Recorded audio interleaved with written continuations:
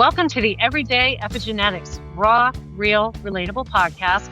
We're your hosts, Susan Robbins, certified epigenetic human performance coach, and Kate King, licensed psychotherapist, board-certified art therapist, and award-winning author.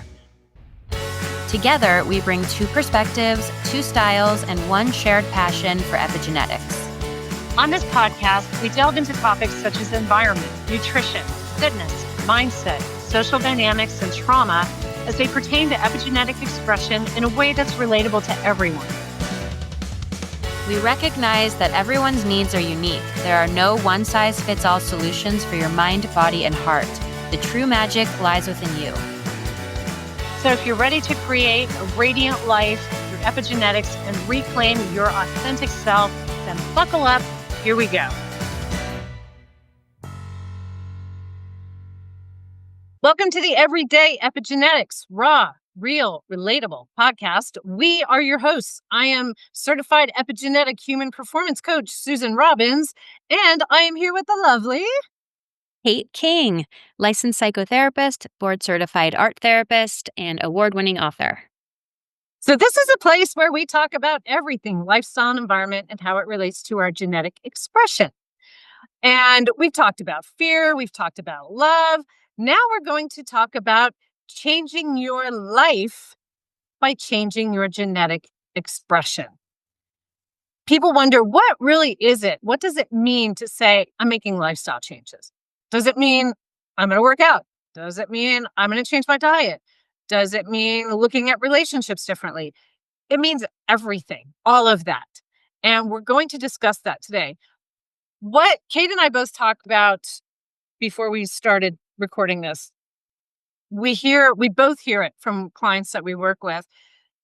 When we bring something up and we hear, I know I need to do something. I know I need to make a change there. I know I need to, quote, do this. But it doesn't happen. And we're going to try to unpack why it doesn't happen. We're going to look at the different health types. Kate's going to come at it from more of a psychological standpoint so that we can help you take the first steps to make that change and not be stuck in that stuck mode that we get in of inaction, which just leads to nothing. And if we keep doing the same things, nothing changes. I'm going to start it with one of my other, you guys know I do quotes all the time, but I have things that just sit with me that are super impactful. And one that I found last year, and I just saw it come up a couple times on Facebook again, is that we tend to choose a familiar hell over an unfamiliar heaven. So we want to talk about why this happens. When you literally are living in like a situation from hell, a very unhealthy relationship, terrible job, your life just isn't where you want it to be for whatever reason.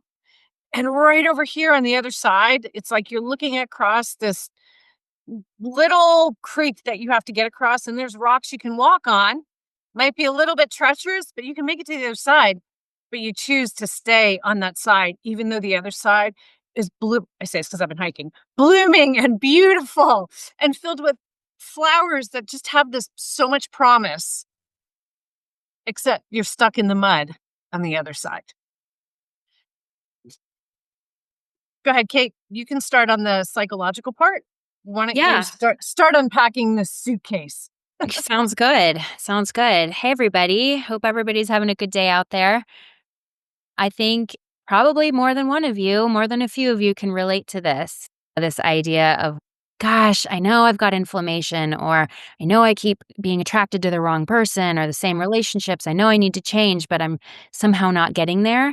And I think it's also important to recognize with the unfamiliar hell, the unfamiliar potential heaven thing is it's not always that you're living in hell. Like you might just be living in, okay, not great, but also not too bad. I see a lot of people in my practice who are there. They're surviving. Things are okay, but they're not thriving. And so to be able to take the leap Difference.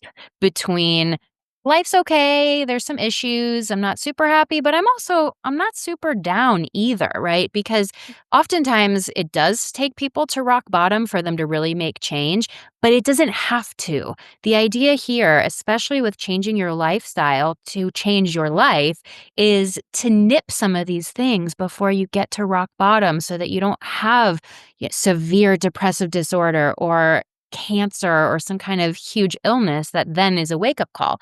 We don't want to get that far. We want to attend to these things as we become aware of them so that we're capturing the most radiant life along the way and creating these pivots as they present and taking the opportunities for change when they arise. So, as you were talking about the stepping stones across the river, Susan, I was thinking about an art therapy directive that I've used for decades. It's such a good one. It's a classic art therapy directive. It's a bridge drawing.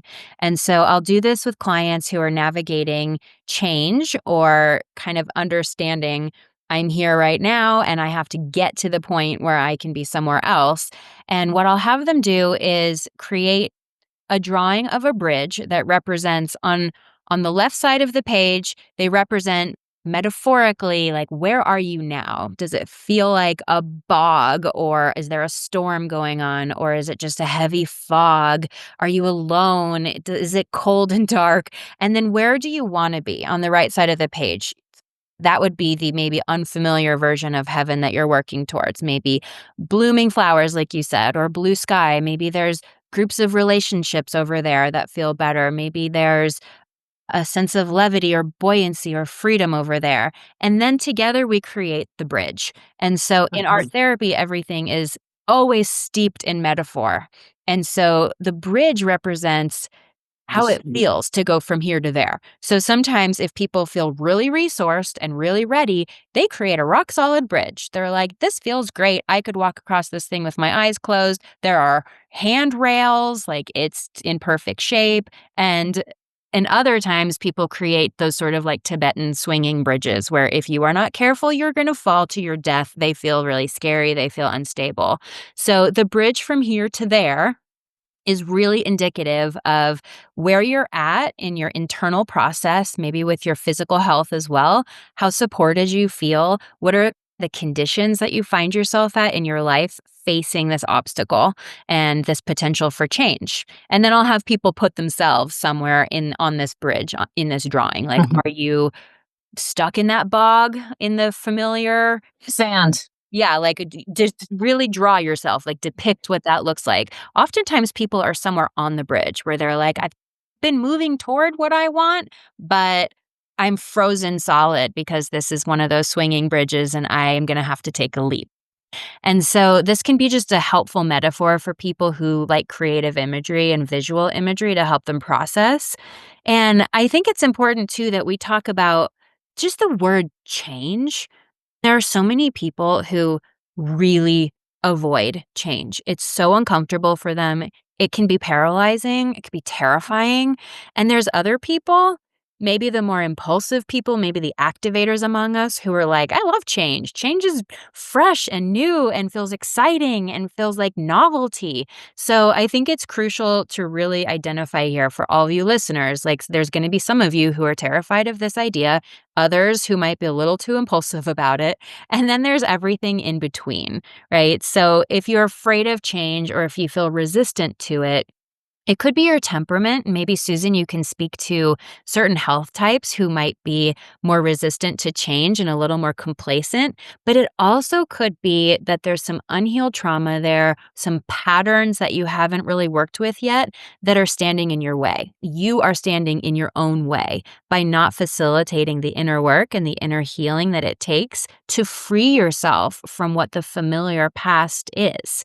And we know that psychobiologically, hormonally, neurochemically, we can get addicted to whatever reality we have been in for a long time. It becomes so familiar that not only does it seem normal, but it actually seems enticing because it's comfortable and the brain and the nervous system are always looking for comfort because they equate it with safety, whereas the unfamiliar feels like uncharted territory. And for a nervous system that's not regulated, that's destabilized on some level, unfamiliar can be paired with unsafe. And that is not always true, but that does feel true when you're in a dysregulated nervous system, right? So sometimes you have to do some healing on an inner level before you're able to move across that bridge into the unfamiliar future that potentially could have a heavenly future for you. It could have other barriers as well. There's all kinds of options in the multiverse. And if you're going to stand at the gate of all the quantum potentials for your future, there's a level of self-resiliency that needs to be present in order to move forward towards that. And we are the creator of our reality. Mhm. It's not that it's right or wrong. It's this is where our reality is right now for us. So if someone's feeling like they're mired down, bogged down in really thick mud, and you say, "Oh, but you're not." You're not validating them that they feel that they are. So you just have to meet them. I think that's what you say. Like you meet them where they are and show them that the way they are interpreting things is keeping them in that mud Mhm. instead of looking across and saying, I can make it across that bridge. It's just whether it's the bridge or a couple of slippery rocks, they might be a little slippery, but once you get over there, I made it and everything changes there. As far as speaking on the health types, absolutely. If you look at a diplomat, you started with activators, right? You and I are both activators. If I could tell you how many times I've moved in my life because need a change of scenery. I don't even I go crazy in here because my condo's small, so I don't have the ability to move things around. I used to change things. I used to change my bedroom all the time because it was just something different that brought it in. We are very good with change. Connectors, very good with change. We need change. We need that stimulation of change. If you look across the health type circle, the opposites, the diplomats, serotonin driven. Serotonin is comfort. This feels good. And they're going to be very resistant to change. So when I say I'm working with an activator, which I am working with some activators right now, nectars, they're they're pretty much on it. Let me see what I need to do. I just need clear, concise directions so that I can take action, very action oriented. And the connector sees outside the box, they're open to different things. So really, really good with change. My diplomats and an activator, I very rarely have an activator do extra sessions after a program. Diplomats, different story. It takes a while because this is not comfortable. And they will pull away and reject things that are not comfortable unless they are truly in that headspace of this is so uncomfortable, but I need to make the change. So we really start with just one thing. And kind of one of the things that you and I had said we wanted to talk about is really what's the smallest thing you can do that would make the biggest difference in your life right now? Smallest move, whether it's changing time on your meals, the changing time of a workout. Maybe it's I'm going to go to bed an hour earlier, or I'll have some that are think they're super night owls and they're not. I had a crusader male. He was going to bed around 2 a.m. He needs to be asleep about 10 a.m. Didn't sleep well. Was online doing all kinds of financial stuff at night. And the thought stressed him out because they're so routine that the thought of cutting back like 3 hours sleep, even though he knew it would make him feel better and be more efficient and productive, it freaked him out so much. So we started 15-minute increments. Go to sleep 15 minutes earlier for a couple of days, and then another 15 minutes. And that actually worked for him. So same thing with anybody that who is very resistant to change. And that's the beauty of having a coach that gets it, right? Understands that you are going to have issues with changes. To just, if you know this is you, chip, chip away, right? Just little bits. you don't have to make every single change overnight because that will really cause that analysis paralysis you referred to, I think, Kate, that then it's freeze frame. This is so much.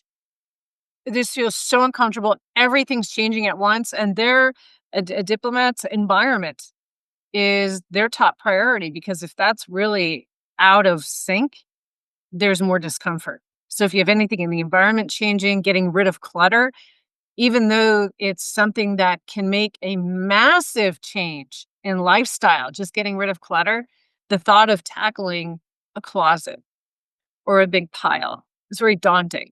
So it's just, I have one gal, she said, I'm going to do for the next week, I'm going to do an hour. They just moved. I'm going to do an hour in the garage unpacking boxes each day until it's done. So you just, when you know it's uncomfortable, you pick something very small and you just start chipping at it, just one little thing at a time to where it might be a little bit uncomfortable at first, but it's going to start feeling more comfortable. And then you're going to start feeling like you accomplished something, which feels even better and feeding your soul that way. And you'll start to see things change. I have one thing to say about that before you move on to other health types. I really love the author and writer Martha Beck. If you haven't seen or read any of her work, The Way of Integrity is one of her books. It's completely changed my life. I've read it numerous times. And I believe it's in The Way of Integrity that she writes about making changes like this. And she talks about it in the visual sense of a giant cruise ship in the ocean. And if that ship charts its course 1 degree differently, Mhm. it's going to end up in an entirely different destination at only 1 degree of change. Yeah. So it doesn't take a lot to make change in your life. And when we're talking about epigenetic expression from lifestyle change, one change could inevitably ripple out into not only making other changes feel more accessible and easier to implement in your life, but it can get you out of that stuck mode where you've just begun. Like sometimes you have Mhm. to begin and you just start anywhere. Like when I started working with you, Susan, on my DNA and my pH 360, you told me that my DNA was sensitive to fluoride. And I've been using fluoride toothpaste for my whole entire life. And I don't know, I don't really care that much about toothpaste. I swapped it out for a fluoride-free toothpaste. I've been using it now. It's fine. It's great. Maybe it's changing me on some inner level that I'm not aware of, but it was a really easy change for me to make. I just stopped using fluoride toothpaste. You also told me to eat 2 Brazil nuts every day for extra selenium Millennium. for my thyroid. And I like Brazil nuts, but I wasn't eating them every day. Now I do. It's really easy. It doesn't cause me any stress. It doesn't take anything extra from me. And maybe it's helping me on an intrinsic level. So if you feel overwhelmed, if your life is just crazy full and about to bust at the seams, but changing out your toothpaste feels accessible, or changing your bedtime by 15-minute increments feels okay enough to begin with, just start anywhere. There is no right or wrong place to start changing your life. The right time to start changing your life is now. Is now. Whatever feels accessible in the now is the right answer. Where another saying I love, you're one decision away from a completely different life. And that it can literally be that one decision. Maybe that one decision of instead of having this cup of coffee, I'm going to switch this cup out for water and have it bring me more peace instead of more anxiety from the caffeine. Do I really need that caffeine? Likely not. So Yeah. why not just make that one change or start doing half calf? Again, you're not going to notice a difference in taste, people, trust me.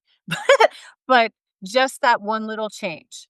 And I think you really have to celebrate the victory, every little victory. And for some, again, I'm going back over to that side of the circle with the diplomats, especially. You want to celebrate each victory as it's won because that feels so good that that's what will drive you to do more. For us, it's more of the competitive. Uh, oh, knock that off because I knew I could. Right? So It's so funny, Susan.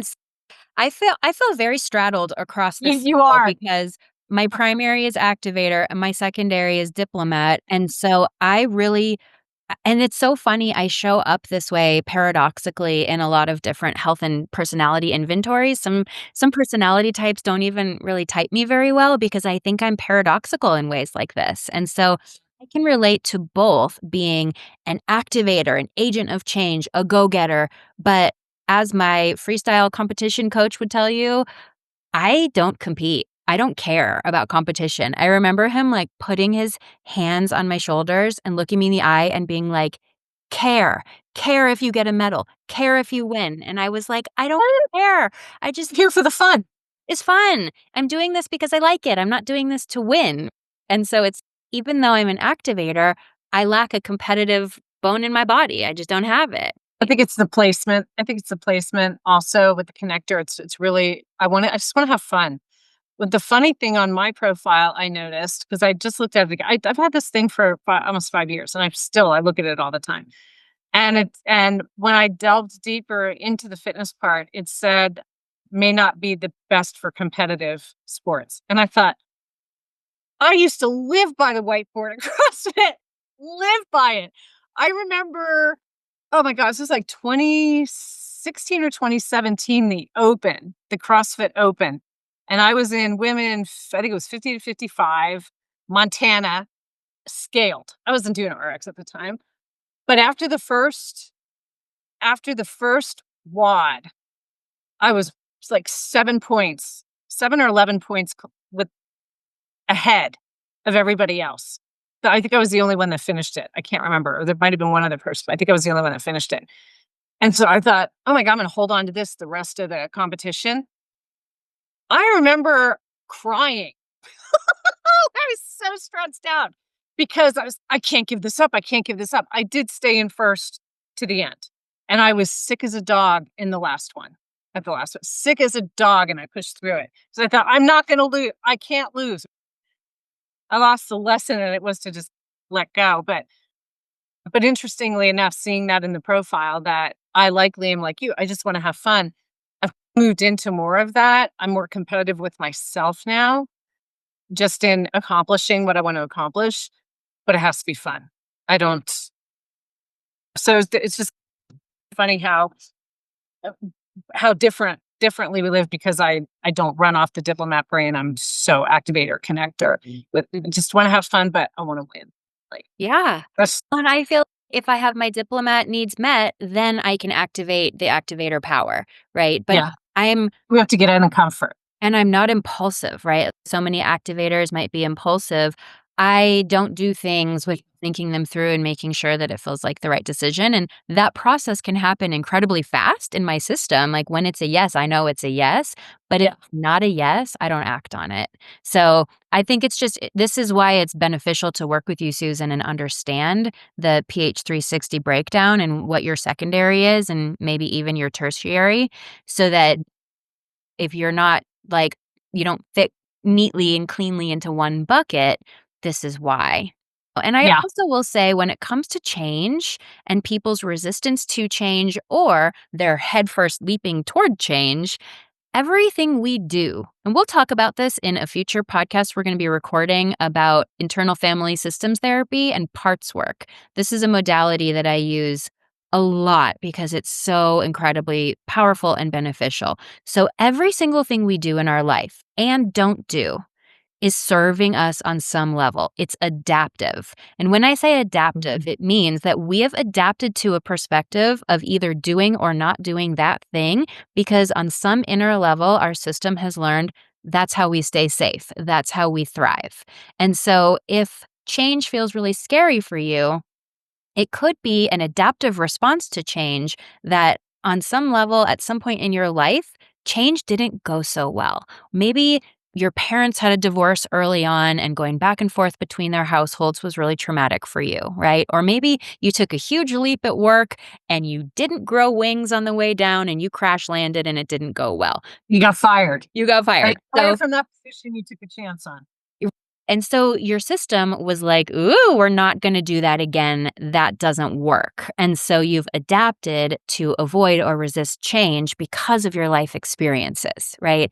On the converse, people who leap toward change and are more impulsive with it, they've learned through life that that works. Like maybe it leaves damage control in their wake. However, on some level, they've learned that when I do this, it works out well for me. So I'll do this more. And so if you're noticing a pattern inside of you related to change, it's probably rooted somewhere in your past. And it could be your very, very distant past. It could be before you even remember. It could be pre verbal. Or it could be something that happened last year that was really impactful and shaped you. But I just really want you to know that we don't do anything or avoid anything for no reason. It always comes Right. from somewhere. And the more awareness you can have for why you've created these patterns, the better you can work with them, get curious about them, and potentially unwind them so that you can have a little bit more stable baseline for how to move forward. And you can just take the information at hand and chart your course without being bogged down by the weights of these patterns of the past. Right, I agree. And when you start to understand that it could be either something that you have no awareness around, or it is your actual biology that causes you to react this way. If you tune into that, you start to get a sense of peace over that awareness you're starting to create. And I think awareness is, again, I've talked about this for over a year now, about how awareness is key. When you start to become aware of these patterns, like you said, that we are creating. Why do I keep doing the same thing over and over? Is it something that I developed young, or is this part of how I'm biologically created, or is it a combination of the two? Yeah.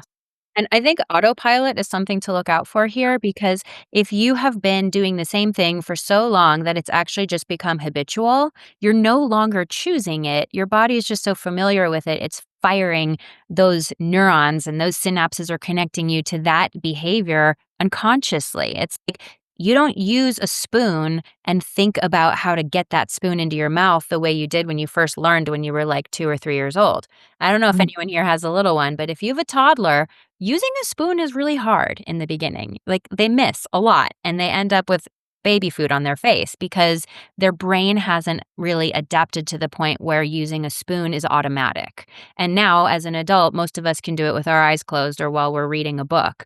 But our behaviors are the same way. If you've been doing the same thing in repetition over years, maybe decades, that becomes an autopilot response and it lacks awareness. And so you're not making conscious choice. You're just going with the flow of what you've always gone with. And if you are in a state like we're talking about of changing your lifestyle so you can improve your health or your mental health or your relationships or your life, you're going to have to take yourself off autopilot. And so noticing what you do automatically just by having a little more mindfulness in your day or sometimes in relationships, people will be like, okay, I keep attracting people with this quality. I keep having the same on the third date. I have the same response and I get non-committal or I want to run away. That's a pattern. And it could be something that you're doing unconsciously. So, with awareness, with intention, you can be able to sit in the discomfort of not clicking into autopilot, but actually choosing something differently and say, okay, so on the third date, even if I have the impulse to run, I'm not going to. I'm going to give it one more date. Go to the fourth date. If you want to leave after that, go for it. But just don't leave on the third date like you always do.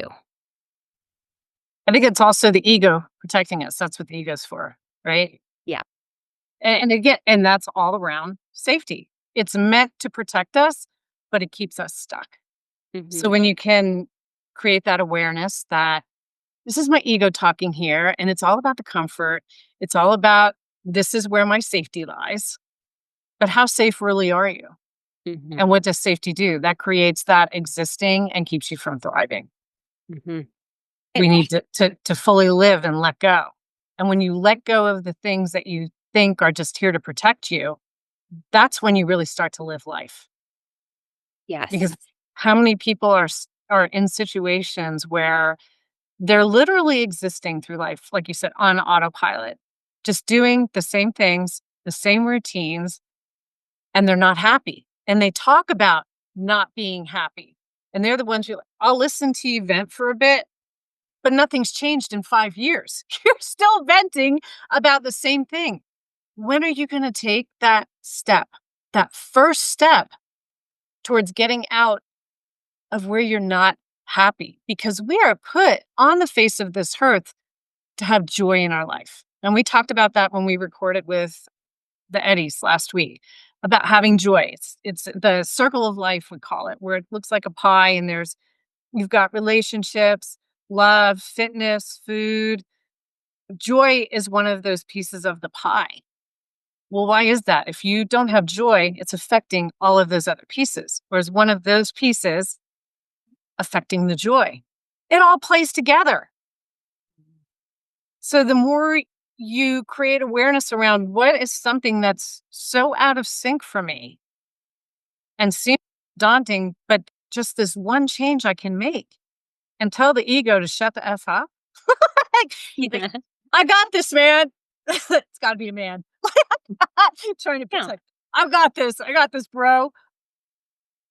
To sit with that. And then the other thing is you talked about peace, creating peace.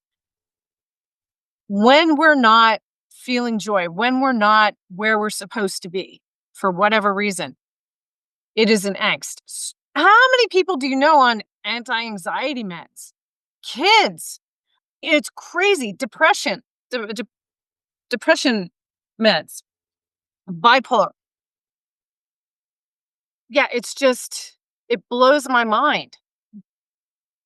When you tune into lifestyle, what's happening? What are you eating? So even when we talk about changing lifestyle here to change your life, food does come into play. If you are eating a bunch of sugar, processed foods, drinking sodas, those god awful energy drinks, you're living on caffeine because you are not sleeping. So you need to fuel with the caffeine instead of fueling from a good night's sleep because I'm so busy. Taking that time to bring that calm and find that peace. The problem is, when we've talked about this too, people don't want to listen to themselves, listen to those thoughts. But you have to listen to those thoughts and let them go to get over that bridge. Yeah. And that's where And you sit in peace because otherwise you're on this in the mucky side, thinking deeper, going, I just want to go over there. I can't walk yet. So give me the reasons. Give me that energy drink to soothe me, which is doing the exact opposite. It's changing. It's chemicals in your brain, in your body, everything that's making you less aware. It's making you tired. You don't sleep. How can we be fully aware and fully happy when these things aren't happening? And you bring up a good point that sometimes you're delaying the instant gratification of grabbing the caffeine or grabbing the sugar for a longer positive gain. So it might be a little more uncomfortable in the moment where you're like, In the moment. I'm really exhausted and I could use a double espresso right now, but instead I'm going to have an herbal tea or a glass of water maybe Or with go for a walk. electrolytes. Right. So Mhm. in the moment, it is the harder choice. And the resistance that you feel in your body to make that change is real. And it takes courage and it takes strength to move through that moment where it feels difficult up front, but you're working for a longer term gain. And to hold that in your mind as the intention can be really fortifying because you're not making the change for now, you're making the change for tomorrow's version of you or next month or next year's version of you who will look back at this moment and thank you for making the harder decision. And I think this is also, it plays in with community and relationships too. I have someone in mind in my extended family who's just like dealing with all kinds of inflammatory stuff. He has gout, he's really overweight. There's a lot of anxiety. He can tend into depression.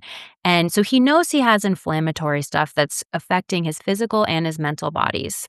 And yet, he continues to hang out with people who are like staying up late eating junk food, drinking a lot of alcohol, like perpetuating a pattern where there isn't enough sleep, there's a lot of stress. It's like it's this kind of play hard, work hard, but not rest hard to Not balance it resting. all. And so as long as he is calling in those same people, eating those same foods, staying up till those same hours, nothing is going to change and he's going to have to face potentially changing some of his friends if he actually wants to change his life, because the Mhm. community that he's living in accordance with doesn't support a healthy lifestyle. It supports gout and depression and anxiety and stress. And so that can be a barrier for people too, as they say, okay, so on the other side of the bridge, that unfamiliar potential version of heaven looks really great, but my best friend or my spouse can't come with me. And then they start to choose the familiar discomfort because they're Right. like, "Oh, it's too hard to let go of relationships," or "It's too hard to leave a job that's really helping me earn a lot of money, but ultimately creating all this stress." So, I think it can be like a Rubik's Cube where you have to kinda look at all the different pieces that are playing into what's not working for you, and some of them might be really uncomfortable. You might have to tell your friends like, "Ah, sorry, let's not order pizza tonight. That doesn't sit well with me." Or a lactose intolerant person who's still eating cheese and later on having a stomach ache because the people that they were with were eating cheese. And so you have to stand up for yourself and you have to make the changes. Maybe you bring your own food, maybe you order something different, and you know when to leave the party so that you can go to sleep. And yes, this might result in losing some friends. And yes, this might mean that you need a new job and that you need a new life and you need a different perspective on what matters to you. But ultimately, once you get that Rubik's Cube into alignment, everything works better. Not only will the inflammatory things like gout or mental illness start to decrease, but your relationships will feel more aligned. You will feel happier. You will feel more alive. You'll notice less of the autopilot. And so one small change or potentially a few small changes with the Rubik's cube end up creating large scale health in a way that you never could have accomplished when you were having all these little cheat codes that you were allowing into your life. Mhm. And I've lived every bit of that you just described. It was 2010 when I knew I was having some issues, and that was with celiac. So I knew I had to make changes around gluten. But 2014 when it really started to hit me. And I would challenge people, if you're with a group, your circle, and they don't support you in making the changes when you say, "Hey, I'm making changes for my health." And they're out there saying, "Oh, this isn't gonna hurt you. Just had the what's wrong with you? Why can't you just eat that?" Probably not your tribe. And it can be super hard. I've let friendships go, family, a little bit of everything. If people don't love you for you, which is supporting anything that's healthy for your mind, body, soul, then they're not it's okay to distance yourself. You don't have to do a cutoff, but it's okay to distance yourself and say, "But I need to take care of me first." Because if you don't put you first and your needs in making these changes, nobody else is going to. Realize that. Another cool one I read was, if you keep looking at tomorrows, you're just gonna end up with a lot of and I know I'm totally screwing it up, but basically you're gonna end up with a lot of unfulfilled yesterdays. So it is about, what can you do today in this moment to take that one small step? And when I got the diagnosis of the celiac, and I knew I had to start making some changes, and then it was and I was eating all this stuff. I would do corn chip nachos. Then I found out I had an actual dairy allergy, the egg allergy. So I'm very particular in what I eat. I learned that I have to come first, because if I'm in these social situations and I don't feel good, then how am I being fully present in this gathering? How am I impacting others around me if I don't feel good? And if you're going to a barbecue, a dinner party, whatever, and you're eating just to be courteous, you're eating what the host has without them knowing that you have these issues, how do you think they're going to feel when you get sick or you don't feel good? Nobody wants that. I've never had a host say, "Oh my God, really?" Everybody has been so supportive. I bring stuff that I can eat because I don't want to put it on someone else to try to cook to cook for me or to say, just make a salad, but don't put the cheese on the side. Just put the veggies in there. I'm good. Communicate. I think it's all about owning you and what your wants and needs are to make these changes. Because if someone is telling you this is stupid or I can't believe you're doing this or just go ahead and have this, you've just triggered something in them. It has nothing to do with you if they're not supporting you. It's coming from that. Maybe they want to make changes. Maybe they're very overweight. And you go, no, I'm not gonna have dessert while we're out tonight. They go, come on, just have this pie with me. And they hammer on you about that. They're just not ready to make a change yet. And they're looking to have that person say, it's okay. You need to be the one that for you, it's not. And that's always me. So it's okay to take your own food and let the host know ahead of time. Hey, I have major food issues. Don't want to put it on you. If they're having like hot dogs, hey, I'm going to bring my own grass fed burgers. Or do you mind if I throw a couple chicken thighs on the grill? Nobody cares, people. I'm here to tell you, nobody cares. And if you bring some food that's actually pretty healthy, now again, we know health types differ, individuals differ with what's right for them and what works for them and what doesn't. But if you bring a salad that's maybe it's not mayonnaise laden and loaded up with cheese and all these things, and you just bring a fresh vegetable salad with a beautiful olive oil, lemon juice, vinaigrette on there, that's just the beauty of the veggies, you might turn someone on to that enough that they want to take a first step. That's how I got into coaching. I would post things on Facebook of what I was doing. And people started reaching out to me. Do you have this recipe? What do you think about this? Look at this. And I thought, geez, I'm helping everybody. Why not? I was still in law enforcement. Why not make a career out of this? I want to help other people. There's people that want the information. And it really does become that ripple effect of you just might affect one person to make that decision. Mhm. And then you get to support them. And then they're going to be more supportive of you. And you might start a whole new tribe, a whole new community that's more in alignment with you.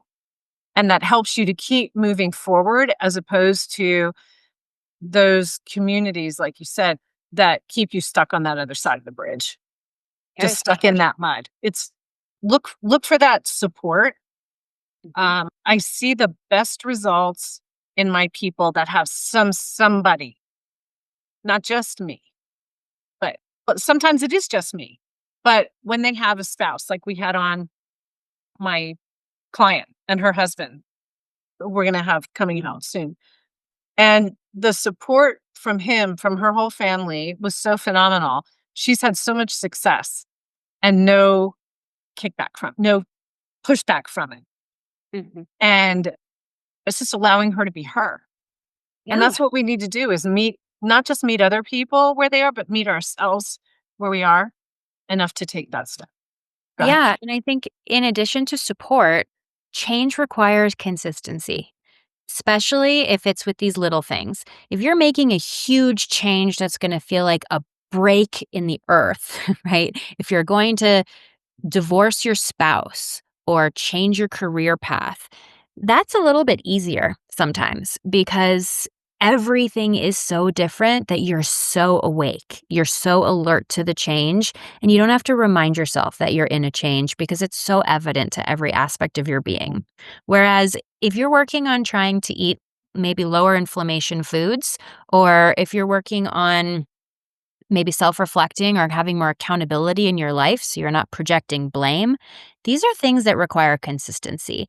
It's great if you can have accountability in one moment. That's absolutely better than having no accountability at all. But if it ends after one moment, it doesn't really go that far into changing your life, right? If No. you want to become an accountable person, you get to show up every day with the intention of accountability, right? And that's why sometimes having just one intention for change that you're working on at a time can be really helpful so that you're not distracted by a million intentions. You know what you're working on. It's accountability Uh-huh. for the whole week.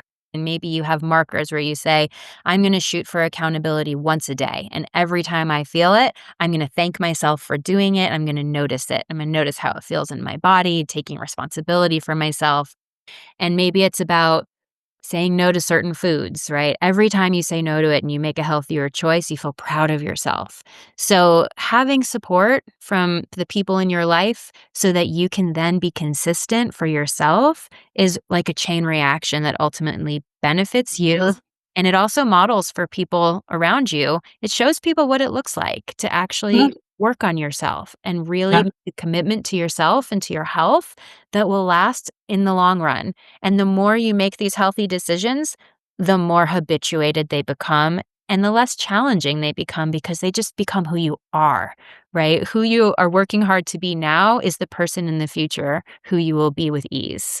And so just to make sure that you have that consistency and the support around the consistency is huge in really making these things integrated.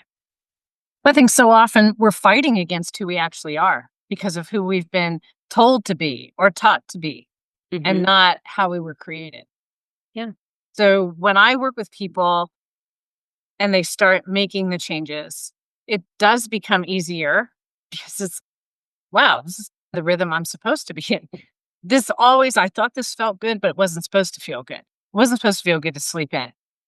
It wasn't supposed to feel good to go to bed early, whatever the case may be, or to give up that food and to eat more vegetables instead of high protein.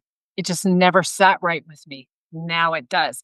That's where you start to find ease. And as we say with PH 360, then you get in flow. And I had a client say to me, I don't understand the flow thing until I understood the flow thing. It's just when I first talked about getting into flow, you're just so out of flow. It's just, I didn't know what the hell you were talking about. And then I got in flow. I was like, this makes sense because it feels like you're flowing. Where when we're fighting against ourselves, our natural selves, it's a we're hitting the wall. We're just constantly hitting that wall. And that doesn't feel good. We know something's off, but we again, it's we know it's off. Maybe it's just because I'm stressed. It's just this. No, it's just because you're not being who you are authentically designed to be. So I think it creates that's where it creates that peace and that comfort when you finally get into that mode. The other thing is you were talking about intentions. And you hear intentions, set the intentions with the new moon, set intentions here. So get out there and set your intentions. Intentions are great, but they're really nothing unless you have actions backing them. So you can write down all your intentions. You can sit there in your journal every night, write your intentions down. Pick one to follow with one action. One action for one intention. I'm going to I'm going to make better food choices this week. So my intention is I'm going to prep one meal ahead for this week. I'm going to prepare my lunches so that I can grab and go a healthy lunch. Now you started putting that intention into practice to start creating that habit. Mhm. Yep, and then noticing the action, you open the fridge and the action is choosing something healthy. The intention was to eat healthy, the action is to choose it, to make that meal, to put it in your body, and to feel grateful to yourself for making that change. Yeah. Yeah, great conversation today. This all feels important.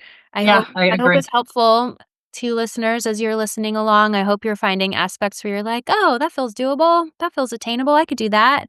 Because really any change is change. It doesn't have to be huge. It doesn't have to rock your world. It can feel supportive. It can feel gentle. I think most things in life that are really gentle movement forward tend to stick pretty well. So it doesn't have to be earth-shattering. Just start with the fluoride in your toothpaste and go Yeah. from there. And it will feel uncomfortable in the beginning. And I heard this great analogy yesterday. I was listening to something on YouTube. I love these inspirational things. So I was put them on a play.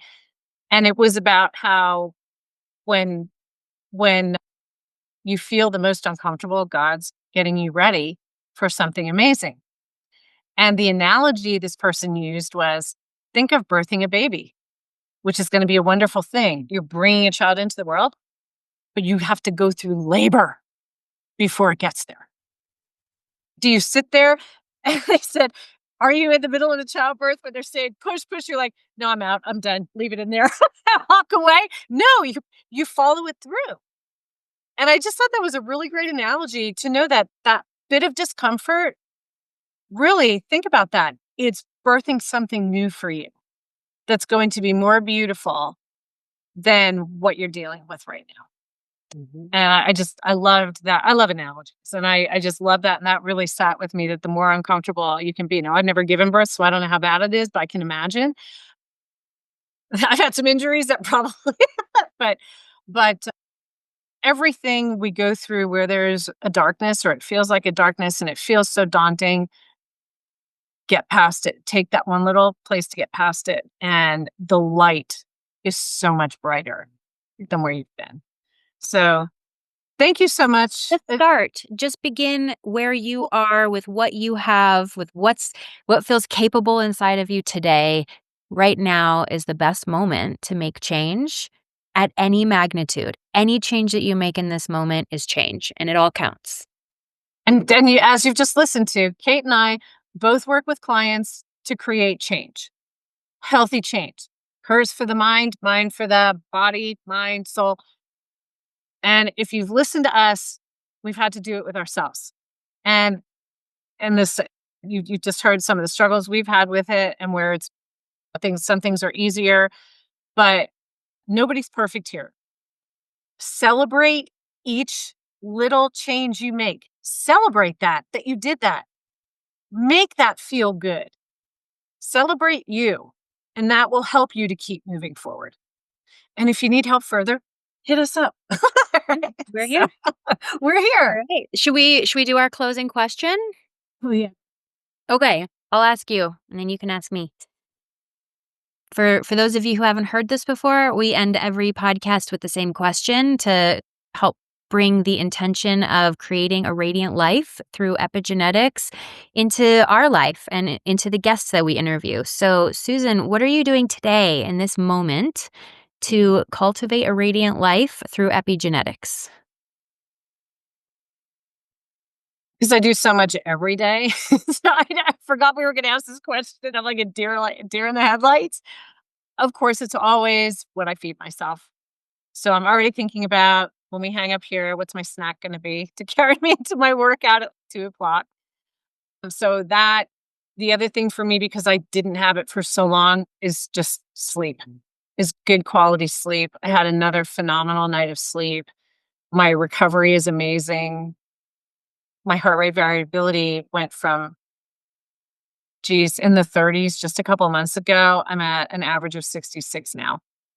And I feel phenomenal. So what I'm doing, I'm setting the intention to continue to do. Let's say that. So that's what I'm doing today is all of these things I'm continuing to make this part of my daily lifestyle so that I can get even better and continue to thrive. I get a milestone birthday coming up in just a couple of months, and I want to bring it in like a boss. And this bull doesn't age gracefully. So just testing myself more and more of what my limits are and getting past those things that feel uncomfortable and celebrating the victories. So what about you, Miss Kate? What are you doing to live your most radiant life through epigenetics today? Lately, I have been really sticking with my meditation practice. I have a pretty deep training in meditation from my transpersonal counseling psychology degree, and I do love meditation, but sometimes I can stray from it. And so I have been doing a Joe Dispenza course that's a multi-module course that's really powerful and amazing, and he includes a lot of meditations in there, and so I've been trying to be very specific and also intentional about really following through with those meditations. And so the one that I've been practicing this week is 50 minutes, which feels like a lot of time for a life that has a lot But of it's aspects not. to it. And I'm doing it. I'm carving out the time, and each meditation is taking me into a really deep place, and as I come out of it, I'm feeling specifically a lot of heart energy, a lot of open and free heart energy that's a creative force in my life.